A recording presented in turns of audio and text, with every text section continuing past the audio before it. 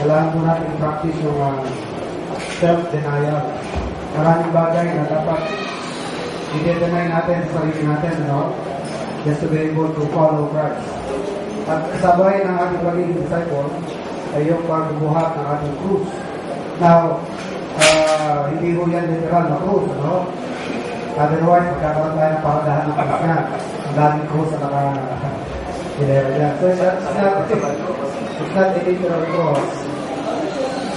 Sinabi dun sa ating awitin, ano? Within each trial, meron sinabi sa second stanza, no? Being each trial a part of my cross yata. So, yun ang tamang definition ng cross. Yun ang mga burdens sa ating binubuhat sa araw-araw. Yan, yung mga krus sa ating kinakasan. Dahil sabi ng Panginoon, hindi lamang siya ang magbubuhat ng krus. Diba sinabi niya, a servant is not greater than his master. So, kung ano man ang na-experience niya, alam naman hindi rin natin na-experience ang mga naranasan niya. So, tayo rin po magdaranas ng mga na-experience ng Panginoon. So, kasama dyan, no? Yung trials natin, which is part of our cross na ating buhatin sa Panginoon. At, muli ako na-announce ko, no? Paghandaan po natin sa ating sarili ang Visions Conference sa August 27. So, siguro ang Friday ng mga at 8. At Saturday, hindi naman makarami din pumunta sa Quezon City, no? Nanin ko yan ng mga 1 hour. So, I think we'll start at 9, mga 8 siguro, tama rin sa Friday ko. Doon na naman tayo maki-Visions Conference. And then, ngayong araw na ito, ang organization sa Baguio, itong araw na ito. So, simula sa araw na ito, papanganak ang isang independent church. So, yan ho, ang talagang layunin ng Panginoon, ang mga mission ay established into independent local churches. So, pray po natin ang mga gawain sa mga lugar. By 19, I'm flying for Hino, Manila. Mission anniversary po doon. Si Pastor Jethro, hindi ng ating panalangin dahil merong opportunity na inopen ng Panginoon na makapagbukas ng isa pang mission. So, habang mission sila, nagsisimula naman ng panibagong mission sa isang part ng Dumaguete. Meron siyang kabaptize na dalawa. Hindi ito yung sa Dumaguete City, hindi part pa rin ng Dumaguete, pero mukhang medyo talaga kaming grupo yun, hindi kami binabar ng start yun. So, hindi ko siya ng ating magalangin, no? So, pray po natin si Pastor Jethro Mayon sa opportunity na ibigay na muling makapagbukas ng mission. Pray po lamang ilang mga announcement natin, no? Sabi nila, naghihirap ang Pilipinas, pero sa kinain natin kanina, parang hindi naman naghihirap ang Pilipinas. Pero po yung nagpariwata na kanina, ay po yung nakakain, no? At pero meron pa naman natira. Let's turn your Bibles to chapter 5 of the book of Romans. At patuloy po natin ang ating nag-aaralan about satisfaction of Christ. So, muli po, habang hindi lamang ngayon, kundi habang nasa ibang bansa at media ni Brother Delby at siya, patuloy natin sila panalangin. And God would continually protect them. Okay, Romans 5, and we will read verses Romans 5:12 up to 21. Romans 5:12-21. Kung mapapansin nyo sa passage niya, is the hindi mo direct na sinabi pero it seems there is a covenant or agreement between the Father and the Son. Alam niyo sa Biblia, ang ating kaligtasan, no, is presented as a covenant. Tawag ho doon a covenant of grace.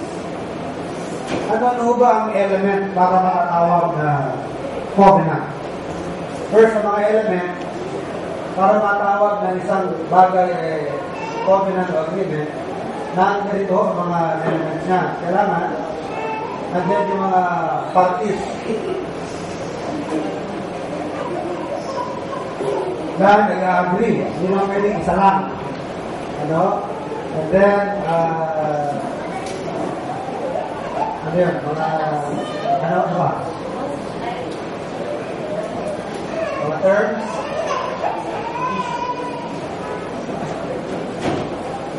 Mga stipulations. Ano yung mga penalty kung sakali? O reward? Kung sakasakali, na matupad. So, yun ang mga element. So, kung ito po yung makikita natin, no? Between the Father and the Son. Kaya sabi natin na it is true, no, that indeed our salvation is in the form of a covenant. Una sa lahat, parties involved in a covenant. Kailangan dalawa, mahigit. So, in the case of our salvation, ang nagko-covenant dyan is the Father and the Son. Hindi ho tayo kasali. Hindi ho kasali ang tao dyan sa covenant. Tayo yung kanilang pinag-uusapan, no? Pero hindi tayo involved doon sa kontrata as a contracting party. And then, third, ano yung mga nagkakasuhan dyan? That if the Son will be obedient, he will have a reward. In condition of disobedience, magkakaroon siya ng reward. So, sinunod ba ng Panginoon yung term na siya'y magiging masunurin? Makikita natin sa Philippians chapter 2. Makikita na dyan, Philippians chapter 2. He was a son, and he learned what? Obedience. And he became obedient even unto death. Diba? Pero ganyan sinasabi sa Philippians chapter 2. And he became obedient and even obedient unto death, hanggang sa kamatayan ng kanyang pagiging masunurin. Kaya meron niya kasunod na verse na, wherefore he is highly exalted. Ganyan nga natin dyan para hindi tayo mahula. Ha? Basahin natin ng Philippians chapter 2. So merong sinunod na bagay ang Panginoon, and because of his obedience, merong nangyari sa kanya. Ephesians 2:8, and being found in likeness of us, he humbled himself and became obedient unto death, even the death of the cross. Wherefore, God also hath highly exalted him, and given him a name which is above every name, that at the name of Jesus every knee should bow, of things in heaven and things in earth, and things under the earth, and that every tongue should confess that Jesus Christ is Lord, to the glory of God the Father. So, yan. Katupad ang kasunduan between the Father and the Son.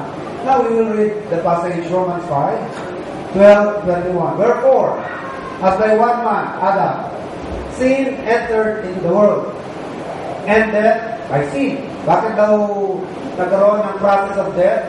It is because of sin. So kaya sinabi yan, and death by sin. At kung ang death dumarating dahil sa sin, sabi ng kasunod, so, death passed upon all men. Bakit? Kasi nga wala namang tao, walang sin.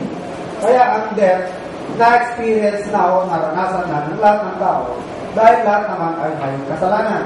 For that all have sinned. 13. For until the law, sin was in the world, but sin is not imputed when there is no law. Huwag niyo sabihin na, di ba mula kay Adam hanggang kay Moses, walang sin. Kasi nung pagsimula kay Adam hanggang kay Moses, wala pa namang law. Pero mga nag-isip ng ganyan, ano? Kasi sabi rito, verse 13, for until the law, sin was in the world, but sin is not imputed when there is no law. So, kailan ba dumating ang Ten Commandments? Kailan po dumating ang Ten Commandments? During the time of Moses. O yung sabihin nung wala pa yung law na binigay during the time of Moses, meaning from Adam up to Moses, walang sin na in-impute. Yung ba yung sabihin nun? Would you agree to that? Balikan yung verse 13. Sin is not imputed when there is no law. Nakakahulugan ba yan na mula sa panahon ni Adam hanggang kay Moses, walang sin dahil walang law? True or false? False. So, agree kayo na from the time of Adam, meron ng sin. Ibig sabihin niya, naniniwala kayo na kahit wala pa si Moses, meron ng law. Yes. Anong klaseng law? Anong klaseng law? Meron. Written in their hearts. Ang law ng Panginoon na sila'y mananatiling buhay by virtue of their obedience.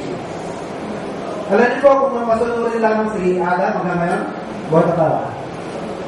Kung sinunod nila yung utos ng Diyos, hindi matutunan sila na makakain na pinagbabawal ng utas. Lahat tayo naman buhay. Walang namatay sa atin kahit isa. So, nakadepende ang kanilang status na buhay. Good condition nila. Hindi lang good running condition. Good condition. Because of if they are obedient, meaning binarek nila yung law o yung command ng Panginoon. Okay? So there was a broken law even during the time of Adam. Kaya meron ng kasalanan mga Panginoon.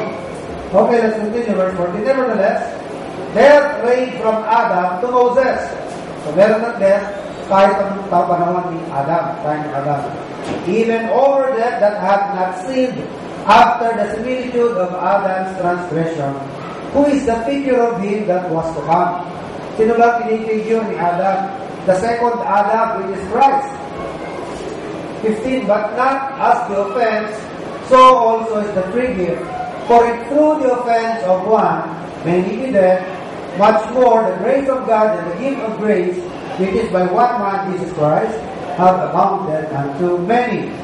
For if by one man's offense death reigned by one, much more they which receive abundance of grace and of the gift of righteousness shall reign in life by one, Jesus Christ. Therefore, as by the offense of one, judgment came upon all men to condemnation, even so, by the righteousness of one, the free gift came upon all men unto justification of life.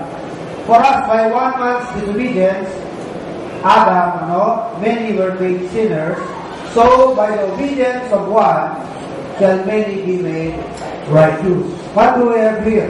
What we have here is the doctrine of imputation.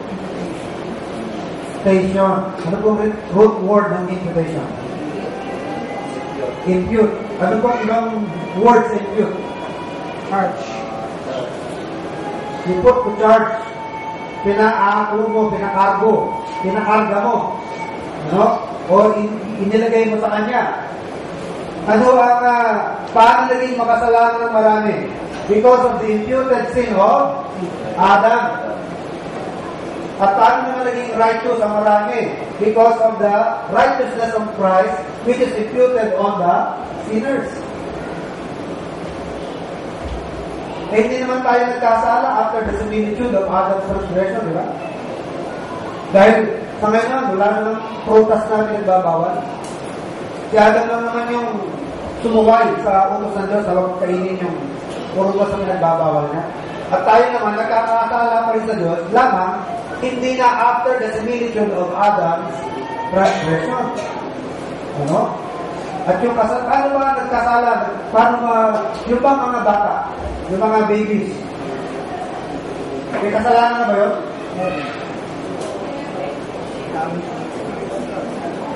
Kabilang pa sila doon sa mga condemned? Oh.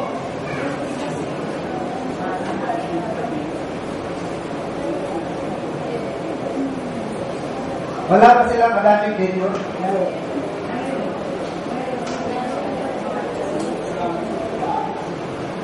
So, naglay po nila yung Adamic nature.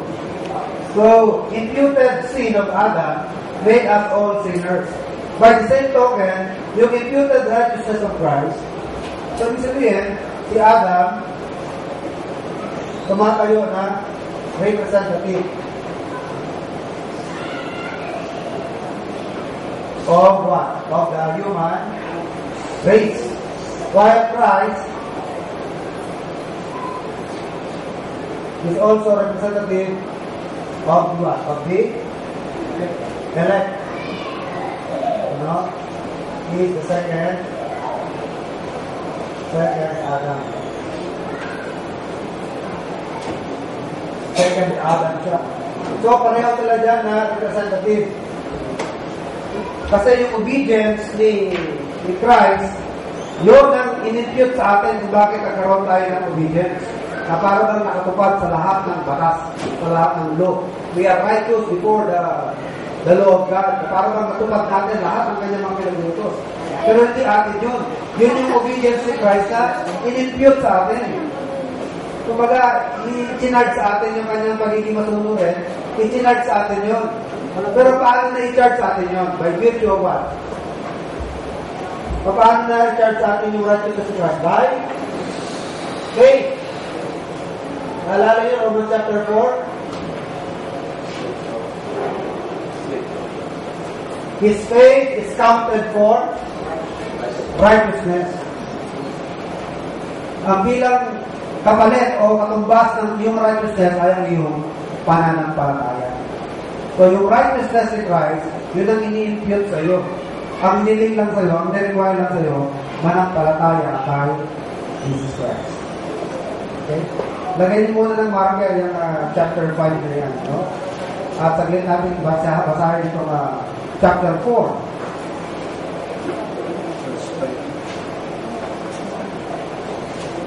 Verse 4 and 5. Romans 4 and 5. Now to him that worketh is the reward not reckoned of grace. Kung ikaw ay nagtatrabaho, gumagawa para sa kaligtasan mo, yung reward ng kaligtasan ay hindi mo consider na grace. Yung pinagkaloob sa iyo na kaligtasan, hindi siya mararecord na grace yan eh. Kundi ano yan? But of what? Death. Utang sa iyo yan ng Diyos na magbigay ng kaligtasan kasi meron kang ginawa para ma-attain yan. Yan ang ibig sabihin ng verse 4. Ulitin natin, ano?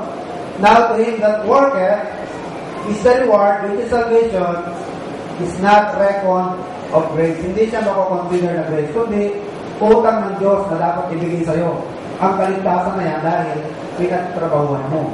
Kung ang kaligtasan ay sa gawa ng tao. Now verse 5. But to him that worketh not, sa kanya naman na hindi pinagtatrabahuan ng kaligtasan. Pero ano lang ginawa mo? Believeth lang. Sabi rito, but believeth on him that justifieth the ungodly. What happens? Your believing or his faith is counted for righteousness. Hindi yung work mo ang kine-consider na righteousness. So, hindi yung faith mo. Yung pananampalataya mo, yun ang kapalit ng righteousness na kinakailangan ng Diyos. Saan manggagaling ang righteousness niya? Yung righteousness ni Christ na i-impute sa iyo pag nanampalataya ka sa Kanya.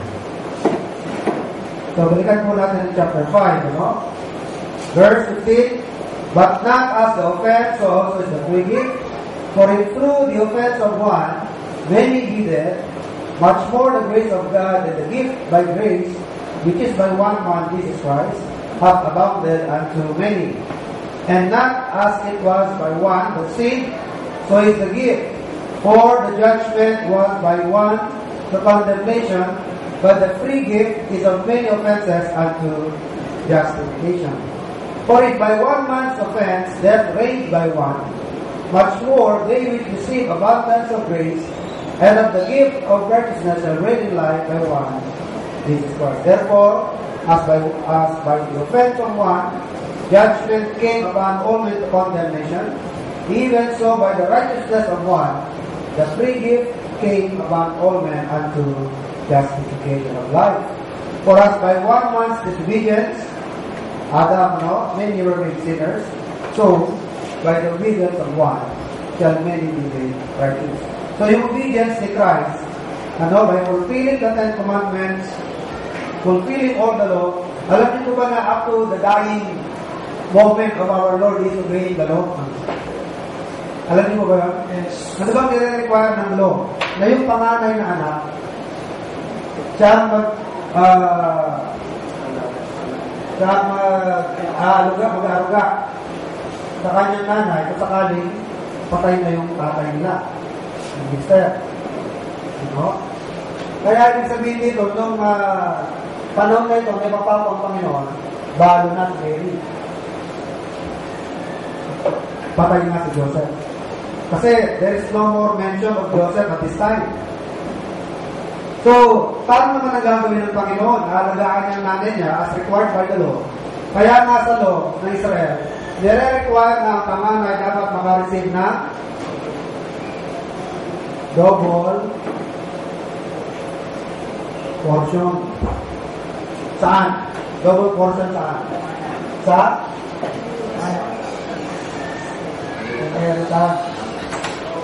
Kunyari, 4 kayong magkakapatid. Ang gagawin yan, hatiin yan sa 5. So, paano hatiin sa 5?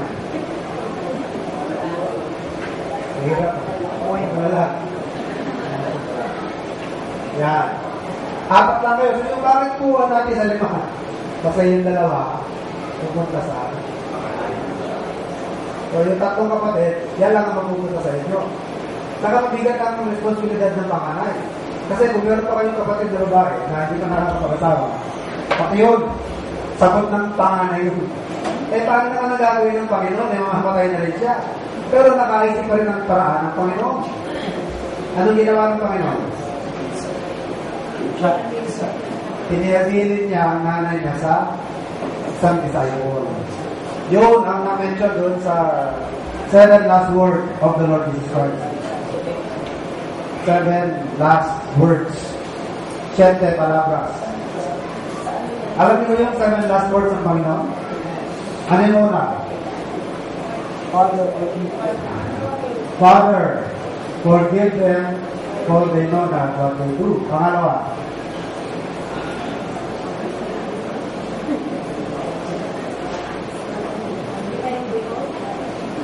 Today, you will be with me in paradise. Ano pa? I thirst. Ako'y nauuhaw. Tapos, nakita niya yung nanay niya, woman, behold thy son. Tapos, son, behold thy mother. Tapos, ano sinabi niya? It is finished. And then, into thy hands, I commend my spirit. So, yung son, behold thy mother, and mother, behold thy son. Ang tinutukoy niya doon, si John the Beloved, hindi yung siya. Kaya paano natin na-conclude na tinutukoy niya tinutukoy niya si John the Beloved? Kasi sabi niya sa passage, from then on, sa Tagalog, magmula noon, doon na sa bahay ng disciple, na iyon, tumutuloy ang nanay ni Jesus Christ. Doon natin makikita kung unbeliever o believer ang mga kapatid ng Panginoon. Believer ba o unbeliever? Unbeliever muna. Mukhang mga unbeliever. Pero ibang part ng Bible na kahit mga kapatid niya tingin sa kanya, baliw eh. Although hindi mo kabasa yung term na baliw o fool, ang expression na nakalagay doon, ang tingin nila sa Panginoon, He is beside Himself. Pero kung tatalugin mo, wala sa sarili. Wala sa sarili niya. Kaya kahit na yung mga kapatid niya, hindi niya pinagtiwalaan kung sa nanay nila. Ganun niya pinagkatiwala sa Mary. Isang disciple niya, sabi niya, son, behold your mother. And from then on, si John the Beloved na anong po kay Mary. Di ba, maalala niyo dun sa upper room? 120 lahat ang nasa upper room sa Acts chapter 1. Kasama si Mary doon. May nabanggit ba na kasama yung mga kapatid niya? Wala nga ang kapatid niya doon. Ano? Kaya hindi rin nag-isa. Okay lang kasi hindi naman tayo may kinalaman sa kaligtasan ng Panginoon. Okay, verse 20, moreover, the law entered that the offense might abound, but where sin abounded, grace did much more abound. That as sin hath reigned unto death, even so might grace reign through righteousness unto the eternal life by Jesus Christ our Lord. Now let's go back to our topic, the satisfaction of Christ. I repeat, ang sinatisfy dito ay ang Ama at ang justice. It is the justice, it is the law that was satisfied, and it was God who was satisfied. And who did the satisfying? It is Christ. Ang Panginoon ang nag-satisfy. Kaya, the satisfaction of Christ. Alam niyo po itong term na satisfaction, matagal na pong ginagamit para patungkulan sa utang. Sa utang. Pag na-satisfy, ginagamit po yung term na satisfaction kapag nagbayad sa utang, ginagamit din po yan ng English-speaking people, So, satisfaction has for ages been generally used to designate the special work of Christ in the salvation of men, that He, acting in the behalf and in place of sinners, has done to meet the demands of the law and justice of God by offering up Himself as a perfect sacrifice. Now, there are two kinds of satisfaction. Meron pong dalawang uri ng satisfaction, sino nakakaalala sa mga sumama sa Banawe? Meron tinatawag ng commercial. At yung isa? Stop na parang naniniwala ako na hindi pa tumatanda si Brother Gilbert. Penal or criminal. Itong commercial, hindi dito pinag-usapan yung pagkatao mo. Ang pinag-usapan ng dito sa commercial is the debt. Kung ano yung inutang. Hindi na pinag-usapan kung sino umutang, kung sino magbabayad. Basta ang hinahabol is the debt. Nakita nyo? Sa commercial kind of satisfaction, ang issue dyan, is the amount or the debt owed. The amount. So much or so much. Hindi na pinag-uusapan kung ikaw ba matinong tao o mabuting tao, sino nagbayad, kung paano binayaran. Basta importante, umutang ka ng 1,000, binigay mo 1,000, tapos. Immediate yan, correct? Immediate. Libre ka na agad. The moment na bibigay mo, tapos na. Wala na pinag-usapan yan. Hindi na tinatanong kung bata ang nagatid, o pinadala mo by check, o by wire. Basta importante, yung amount na pinag-usapan, na-satisfy, libre ka na. You're satisfied. Kumbaga, the creditor is satisfied, you're free. Ngayon mga kapatid, sa palagay nyo, yan ba ang uri ng satisfaction ng ginawa ni Christ? Kung ano yung uri ng kasalanan ginawa natin, yun din ang pinalit niya, pambayad. Ganun ba yun? Ano naman po itong penal? Itong penal, hindi amount ang hinahabol din. Ang hinahabol dito is, merong kasalanan, who is the offender? Who is the guilty? So, yan po ang pagkakaiba dyan. So, in the commercial satisfaction, the debtor pays the demand of the creditor in full, satisfies the claims, and is entirely free from any further demands. In this case, the thing paid is the precise sum due. Kung ano yung eksaktong amount binayaran, either more or less, therefore, tapos na, no? Grace on the part of the creditor, hindi yung pinag-usapan. Walang grace, no? Bakit? Kung ano yung amount, binayaran mo, tapos. Walang grace involved. It is a simple matter of exact exchange. Exact exchange lang. Ano? So much for so much. It matters not to the creditor to whom the debt is paid. Kahit sino nagdala ng bayad, like himself, or someone in his stead. The claim of the creditor is simply on the amount due, not on the person of the debtor. Ang claim o hinahabol is the amount due dito sa commercial. At usually naman, ganyan, di ba? Pagka may utang ka sa kapwa, ito, tapos na. Wala nang masyadong maraming usapan. Pero pagka kriminal, mga kapatid, ibang usapan yan. No? Sa penal naman, sa penal, the demand is on the offender. Okay? The offender himself is liable to the justice. And ano ba mga kapatid sa penal? Substitution is out of the question. Sa penal na pagkakautang o atraso na dapat satisfy, hindi yung uri ng kasalanan na pinag-usapan doon. That's not the issue. Pag sinabing penal o criminal, the issue is the offender. Sino ang nagkasala? Ano? At isa pa, walang pinag-uusapan dyan na substitute or substitution. Substitution is out of the question.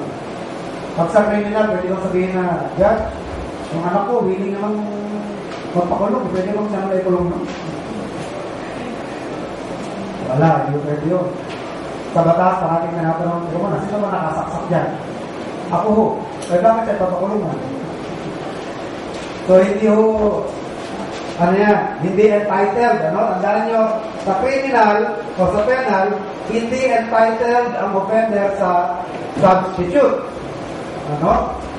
So, in matters of crimes, the essential point is not the nature of the penalty, but who shall suffer. Sino ang dapat na mag-suffer? Ang sabi ng Bible, the soul that sinneth, it shall die. So the provision of a substitute for the offender is a matter of new grace. So ulitin ko, dun sa commercial, the act of paying the debt serves to liberate. That it is the moment the debt is paid, the debtor is completely free. No delay, no other conditions, bayad siya agad. Dito naman sa penal, wala siyang claim sa substitute. Ang hinahabol dyan, siya na nagkasala. Kung meron mang provision ng isang substitute para sa isang nagkasala, in criminal case, wala yan, mga kapatid. Hindi na yan nakasalalay dito sa offender. Wala na yan sa criminal. Kung meron mang substitution na magaganap, depende na yan sa judge. At saka sa substitute. Kung sino ang magiging substitute. Kung gustong malibre, kung gustong ma-absuelto nitong criminal, hindi na siya tinatanong yan. Ano? Magiging posible na lamang yung pagka-absuelto ng criminal kung magkakaroon ng substitution para sa kanya. Pero sino na nakakaalam nun? Out of the question na sabihan. It's a matter between the substitute or the judge. Kung papayag siya. Saka dalawa ang tatanungin dyan. Kung ang judge pumayag, o sige, total, ang importante dyan, mabayaran yung kaya nga dito sa batas natin, meron tinatawag na double jeopardy. Kunyari, si Juan de la Cruz, nakasala ng pagbatay. Ngayon, dinampot si Juan de la Cruz. Pinagbayad siya, kunyari, di ba meron pagpatay na hindi man ganun kabigat? Yung pagpatay na nag-asitaka ka lang ng hollow block, tapos nahulog yung hollow block sa baba, Pero pala nagtitinda ng sigarilyo sa baba. At dadaganan ka ng halong lang, patay. Yun, hindi masyadong mabigat ang parusa mo, di ba? Anong klaseng ano yun? Homicide, di ba? Homicide. Pero yung isa, homicide ka ka? Murder. Okay ba yun eh? Kasi ang murder, meron premeditation, di ba? Premeditated, pinlano. Pero yung nag-aasintada ka lang, meron nagbabike. Eh dati naman, wala nagbabike ka, wala naman naglalakad na. Ano? Pero ganun pa rin, ikaw pa rin na nakapatay dahil nahulog yung ginagawa mo. Ano? Let's say, ang parusa 20 years. Nahuli si Juan de la Cruz. And he was penalized for 20 years. Kaso lamang, yung dinampot na Juan de la Cruz, eh hindi pala siya. Si Pedro de la Cruz pala. Napagkamalan lang na si Hubert Webb, pero hindi pala si Webb ang talagang gumawa. Eh, pinagdusahan na ni Hubert Webb. Parang gano'n, ano? So, nagdusa si Pedro de la Cruz para kay Juan de la Cruz, di ba? For 20 years. Pero hindi naman si Pedro talaga may kasalanan, kundi si Juan de la Cruz. Eh kung after 20 years, nakita yung tunay na Juan de la Cruz. Ano yun? Pwede pang pagbayaran nila yun? Pwede ko yun sa batas? Nakita mo yung tunay na Juan de la Cruz na nagtabo. Pero sa record, si Juan de la Cruz na-release na. Na-release na, di ba? May release later na. Firmado na niya. Kahit Pedro siya, pinirmahan pa rin niya yung Juan. At na-release na siya. Ngayon, nakita yung tunay na Juan de la Cruz. Pwede mo bang ikulong ka?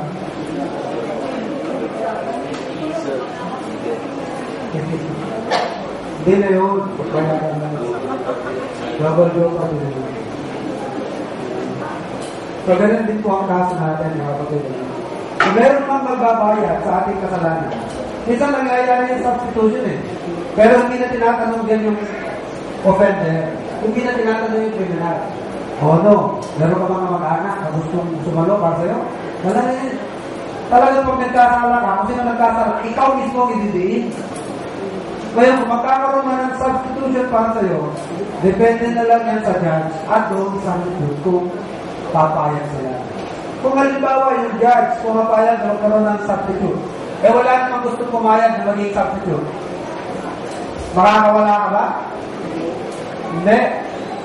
Kung sakaling meron namang pumayag na substitute, ang dami mong anak na pwedeng tatay, ako na lang sasama sa'yo, total. Ano naman ako, hindi makahanap ng trabaho. Pabigat pa ako sa inyo. At least yan, sa bilang buwan, pakakainin pa nila ako. May tirahan pa ako. Ako na lang ang magbabayad ng kasalanan ko. Ako na lang magpapabilang ko. Payag ang substitute. Ang dyan sa mga ayaw mo kaya.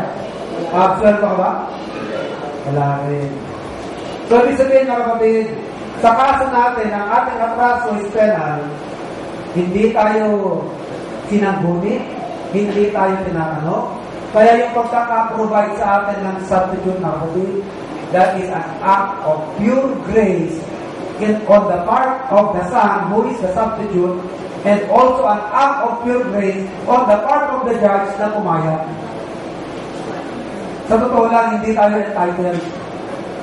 Sa totoo lang, ang dapat na kaso natin, mga kapatid, pagdudusahan natin mismo, tayo mismo magdudusahan.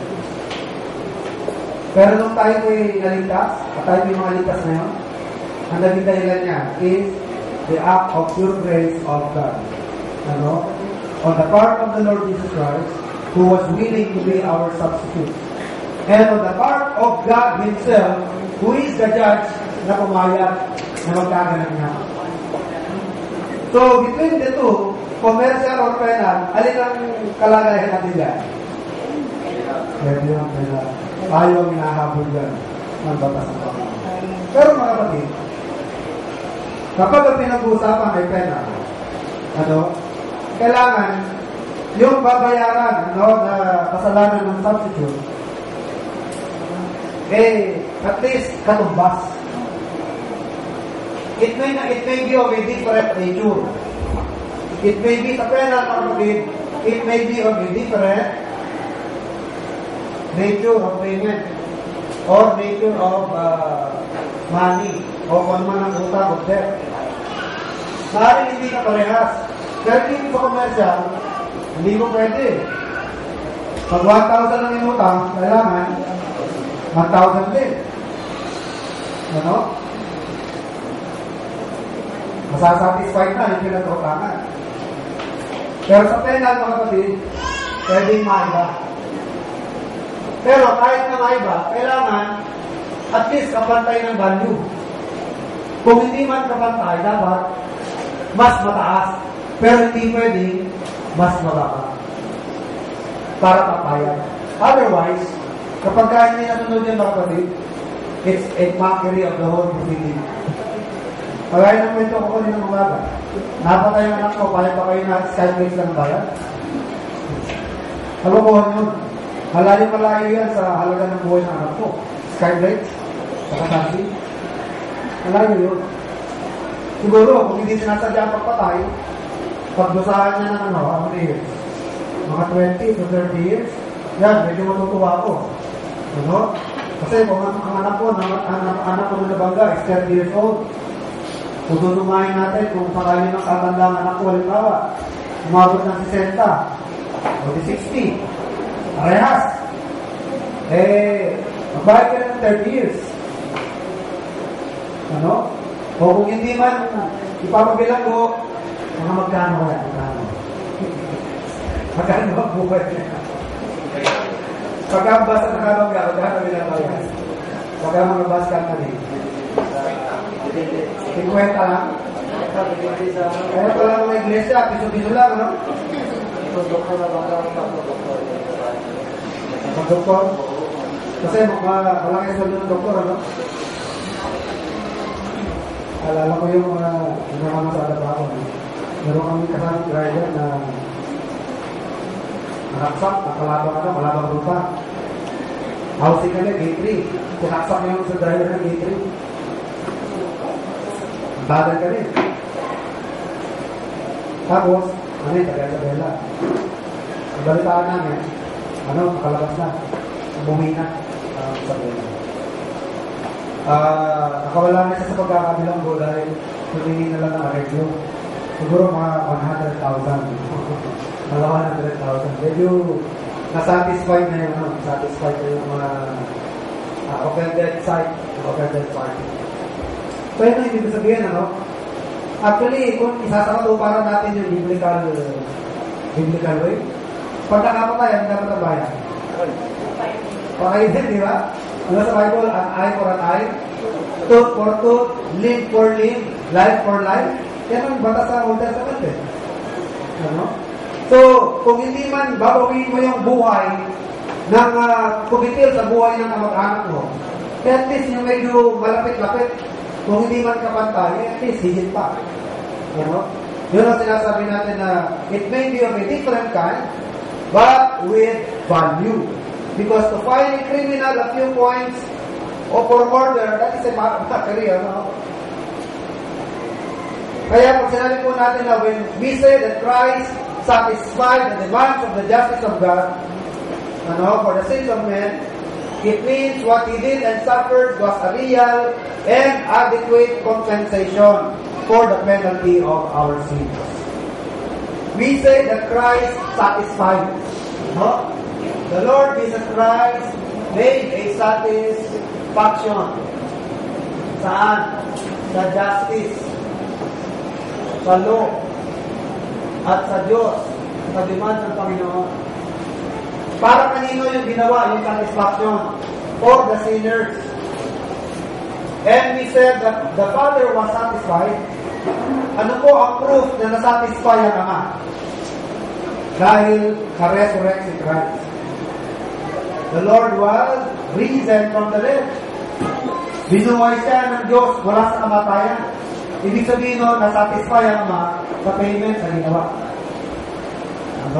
Ibig sabihin mga kapatid, ang ginawa na payment ni Christ is not only sufficient, but what? Adequate, real and adequate compensation for the penalty of our sins. He satisfied the justice, rendering it consistent with God to justify the sinners. So ngayon, hindi na magkakasala ang Diyos sa kanyang justisya na tayo ng mga ungodly kanyang i-acquit o ipakawalan ng sala.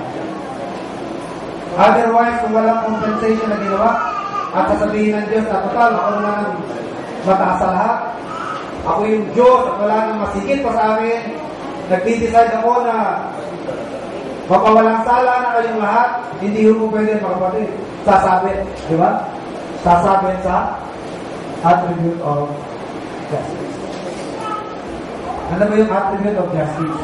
Kailanman hindi matotolerate ng justice ang error. Kailanman hindi matotolerate ng justice ang offense. Kung justice talaga. At ang justice, mga kapatid, isa sa mga attributes of God. Isa sa mga katangian. Hindi niya matotolerate. At dahil sa nasatisfy yan, mga kapatid, hindi na magkakaroon ng sagabal. Hindi na magkakaroon ng legal problem on the part of God para sabihin na, sige, you are now free. Dahil na-compensate naman yung demand at yung hinihingi para sa ating mga kasalanan. That is why, rendering it consistent with God to justify sinners. Yes, He did not suffer the same sufferings. But, bagaman hindi kapantay, pero, at hindi kapantay mga kapatid, it supersedes, nalampasan pa yung suffering. Yung sufferings natin mga kapatid, ikukumpara natin yan sa suffering ni Christ, sobra pa ang suffering ng ating Panginoon. Bilhin nyo, ano ba ang nature ng tao? The nature of man is that we are finite. Di ba? Di ba ang tao, ang nature natin, we are finite? Ano ba ang ibig sabihin ng finite? Meron tayong limits. Mag-isip kayo ng pinakamabigat na torture sa tao. Mahirap sa tao. Nalala ko sa BIC namin, meron isang mag-ama na preacher sa Russia, noong panahon na bawal ang communist Russia pa. Ang pangalan niya is Richard Wurmbrand. Meron book na ganyan Ang title is Tortured for Rights. He was tortured for 14 years in Russia. Gusto nila na patigilin siya sa pag-preach. Ngayon, kahit anong gawin nila, kahit sa preso, kahit sa bilangguan, nag-preach pa nila. So, para may renounce siya ang kanyang pananampalataya kay Christ, ang naisip nila, parusahan yung kanyang anak. So, kinuha yung anak niya, at sa sinabi nila sa kanya, pag hindi mo itinatwa sa Jesus Christ, at hindi mo na-renounce, pinalikuran ang pananampalataya mo, papatayin na itong anak mo. Sabi niya, hindi ko i-renounce si Christ. So, sinimulan na siya, hindi pala siya, binanak niya, sinimulan ng pinalo. Ayaw pa rin niya. Pero, nagdudugong na yung puso niya. Pero, dumating doon sa punto na yung anak niya talagang duguan na, pilay na, lamog na. At parang lamog na rin puso niya at gusto na niyang gumit up. Kung sa sarili lang gagawin niya, kaya niya Pero sa anak niya, sa harapan niya, ginagawa sa harapan, hindi niya kinaya. Sabi niya dun sa mga nagpaparusa, pigilin niyo na yan, at tanda na ako i-renounce si Christ. Pero nung sinabi niya yun, yung anak niya nag-save sa kanya, ang sabi ng anak niya, tatay, kapag pinarider niyo si Christ, pagdating ko sa langit, inusubo ko kayo. Sabi ng anak niya. Sasabihin ko sa kanya, sa Panginoon na pinalikuran niyo siya, pinarider niyo siya. Lumakas na naman na loob niya. Kaya, sabi niya, hindi ko na i-reno ng sangkay ko. Hanggang sa yung anak niya, natuluyan ng mga kaya. Pero ganun pa mas mahirap doon. I am your brother John naman. Isang track din na sarasa rin, no? Para lang ma-renounce niya yung faith niya, grabe mahirap ang ginawa sa kanya. Alam nyo? Alam nyo kung ano yun? O, huwag mo lang sabihin. Baka hindi na kaya niya. Mas mahirap ako doon ang pinapagawa sa kanya. Tanong nyo naman kay Gilbert kung ano yun. Bago pusok na tayo. Pero mga kapatid, pag dumanas ka na ng ganong klaseng hirap, may hihigit pa ba? Imagine niyo po kung kayo po'y nandoon na. Kunyari, kayo yung mga tinotorture, no? Yung kamay nyo, hinihila, ang panyo, hinihila, hanggang sa maghiwa-hiwalay na yung mga sakit ng mga joints sa buto nyo, ng panyo, ng tuhod nyo, naghihiwalay na. Kapag nangyari sa inyo, meron po bang hihigit yan? Diba, sabihin natin, yun na ang limit, yun na yung sagad. Meron pa ba kayong mararamdaman? Meron pa bang may dadagdag na sakit doon kapag nandun na kayo? Meron pa bang ihigit yun? Meron pa bang ilalampas yun? Wala na, mga kapatid. Kumbaga, yun ang pinakamahirap sa atin at umabot ka na sa pinakamahirap, hanggang doon na lang ang limit. Alright? Sa lahat ng pasakit sa damdamin, kasi ang pasakit hindi lang sa katawan. Pasakit sa kaluluwa, pasakit sa isip, pasakit sa damdamin. Isipin na nyo na lahat ng pasakit na mararamdaman nyo. Pag umabot na kayo sa pinaka-bottom, at umulit yun, umulit ulit, di ba parang wala na kayong pakaramdam? At umulit na naman, parang wala na rin kayong pakaramdam. Nag-agree ba kayo sa akin? At umulit na naman yung ganon, halos wala na kayong pakaramdam. Parang naging na kayo. Na-immune na kayo. Pero niyo mga kapatid, kaya ko kayo pinapasakalihan ng ganyan. Kasi ang Panginoon, He is what? He is infinite. Kung siya mag-suffer, walang limit ang suffer mo.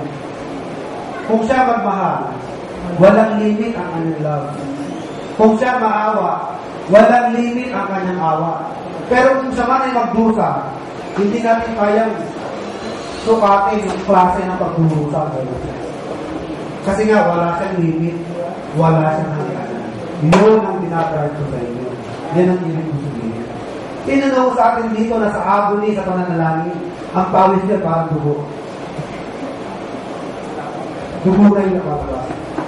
Diba nangyari sa Panginoon yan?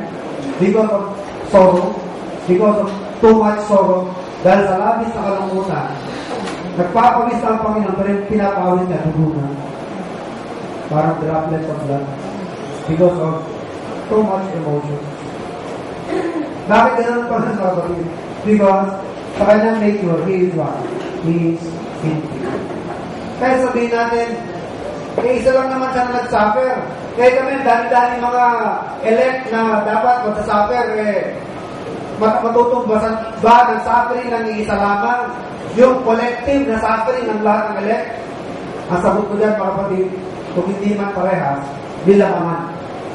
Bilamangan mo ng suffering ng Panginoon. Dahil ang suffering ng Panginoon is infinite kind of suffering. Alam niyo po ba nung pinagdudusahan ng Panginoon niya, kahit konti, ayaw mabawasan ng Panginoon ng suffering niya. Alam niyo ba yung pagpapain ng vinegar? Di ba sabi ng Panginoon, I thirst, ako'y nauuhaw? Kung talagang uhaw ang tinutukoy niya sa tubig, dapat inumin, di ba? Pero bakit binigay sa kanya? Itinusok yung stick doon sa sponge. Alam di ba yung sponge? Nasa dagat yan, di ba? Kaya merong sponge ba? Dahil sa dagat yun eh. Malakas maganda tubig yun. So, tinusok nila yung sponge, isinawsaw sa vinegar, at pinapasiksik sa Panginoon. Hindi talaga uhaw ang pinapatid doon. Sinabi nito yun na ako uhaw. Alam mo ano mga kapatid? Gusto nilang mamanhid ang Panginoon sa nararamdaman niya. Meron yung anesthetic effect. Kapag uminom ka ng vinegar may kahalong abdo, parang medicine yun na hindi mo mararamdaman ng pain. Parang kang na-anesthetize. Nagka-anesthesia. Pero nasa libig ko lang ng Panginoon, nalasahan niya na suka, anong ginawa niya? Tinuloy ba niya paglunok?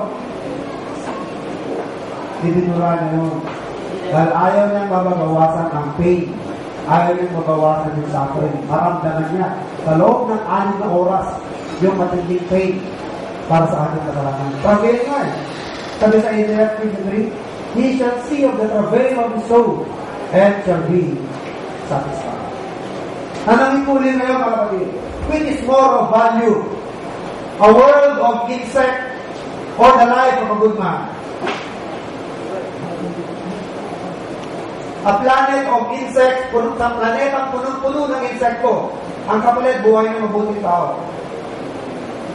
Alin ang mas matimbang na? Diba? Alin ang mas may halaga dyan? Isang planeta ng mga insekto o buhay ng isang tao? Alam niyo ba na dahil lamang sa buhay ng isang tao, napakaraming nasasakripisyo dahil napaka-importante ng buhay ng isang tao? Diba? Kaya nga mayroong Rambo. Dahil maraming mga missing in action sa Kabayang Korea ba yan? Vietnam. Vietnam, ano? Dahil mahalaga sa mga Amerikano ang buhay ng isa. Ano? Di baling gumastos sila ng bilyong dolyar